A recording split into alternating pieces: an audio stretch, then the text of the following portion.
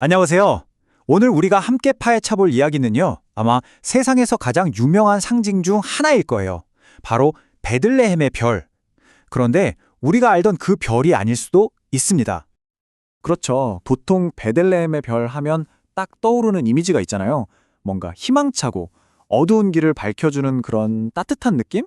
우리 모두에게 익숙한 바로 그 이미지요. 그런데 말이죠. 만약 그 별이 단순한 축복이 아니라 일종의 경고였다면 어떨까요? 와, 생각만 해도 좀 다르죠? 바로 이 질문이 오늘 우리가 나눌 이야기의 가장 중요한 포인트가 될 겁니다. 이 모든 이야기의 시작은 바로 이 구절이에요. 마태복음에 나오는 건데요. 별이 아이 있는 곳 위에 머물러 섰는지라. 아니, 별이 어떻게 한 곳 위에 머물러 서 있을 수 있죠? 바로 이 묘사 때문에 이게 과학적으로도 역사적으로도 풀기 힘든 거대한 수수께끼가 된 겁니다. 자, 그럼 첫 번째 장으로 넘어가 볼까요? 대체 하늘에서 무슨 일이 있었던 건지, 이 성경 구절이 왜 이렇게 풀기 어려운 미스터리가 됐는지 한번 제대로 들여다보겠습니다. 아니, 상식적으로 생각해 보세요. 저 멀리 수백 년이나 떨어진 별이 어떻게 지구에 있는 특정 집 딱 그 위에 멈춰 설 수가 있겠어요? 말이 안 되잖아요. 천문학적으로 보면 이건 거의 불가능에 가까운 일인데 마태복음은 왜 이렇게 기록했을까요? 그래서 과학자들이 여러 가지 가설을 내놨어요. 혹시 초신성이 아니었을까? 아니면 행성들이 일렬로 정렬한 건가? 하고요. 근데 표를 보시면 아시겠지만 초신성이든 행성 정렬이든 그 멈춰 섰다는 현상을 설명할 수가 없어요. 둘 다 아니라는 거죠. 그런데 딱 하나, 라고 되어 있는 게 있네요.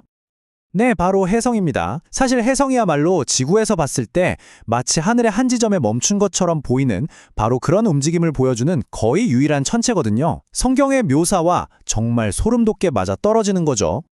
자, 그럼 베들레헴의 별이 혜성이었다는 걸 알았으니 이제 진짜 중요한 질문으로 넘어가야죠. 그 혜성은 과연 무엇을 의미했을까요? 고대 사람들은 이걸 어떻게 받아들였을까요? 요즘이야 혜성하면 되게 아름답고 신비로운 우주쇼 정도로 생각하잖아요. 와, 멋있다 이러면서요. 하지만 고대 사람들에게 혜성은 그런 낭만적인 존재가 전혀 아니었습니다. 사실 고대 세계에서 혜성은요, 아주 강력하고 또 서로 완전히 상반되는 이중적인 의미를 가지고 있었어요. 여기서부터 이야기가 정말 재밌어집니다. 자, 첫 번째 의미는 우리가 잘 아는 바로 그거예요. 아주 긍정적인 신호죠. 위대한 인물, 그러니까 새로운 왕이 태어났다는 걸 하늘이 알려주는 신성한 징표. 딱 우리가 아는 크리스마스 이야기랑 맞아떨어지죠. 하지만 이게 다가 아니었습니다. 사실 이건 혜성에 대한 가장 일반적인 해석조차 아니었어요. 진짜 반전은 지금부터입니다. 보세요. 혜성의 두 얼굴입니다. 한쪽은 희망의 징표, 왕의 탄생을 알리지만 다른 한쪽은 완전히 정반대예요. 불길한 전조, 바로 나쁜 징조였던 거죠. 그리고 고대 세계에서는 사실 이 두 번째 의미가 훨씬 더 보편적이었고 사람들이 가장 두려워하는 의미였습니다. 그냥 운이 좀 안 좋다, 이 정도 수준이 아니었어요. 고대인들에게 혜성은 곧 닥쳐올 전쟁, 끔찍한 역병, 그리고 심지어 왕이나 황제의 죽음을 예고하는 그야말로 공포의 상징이었던 겁니다. 자, 이제 마지막 장입니다. 혜성이 가진 이 두 가지 의미, 즉 왕의 탄생과 나쁜 징조를 하나로 합쳐서 베들레헴의 별이 가진 진짜 의미를 한번 완성해 보겠습니다. 이게 뭘 의미하냐면요. 베들레헴의 별은 우리가 생각하는 것처럼 단순히 아기가 태어났어요? 축하해요? 하는 그런 단순한 축복의 메시지가 아니었다는 겁니다. 그 속엔 훨씬 더 복잡하고 심오한 뜻이 담겨 있었던 거죠. 그러니까 그 별 하나에 이 모든 메시지가 다 들어있었던 거예요. 한편으로는 탄생을 축하하면서도 다른 한편으로는 앞으로 닥칠 고난의 미래를 예언하고 있었던 거죠. 영광스러운 시작의 징표인 동시에 비극적인 종말의 그림자이기도 했고요.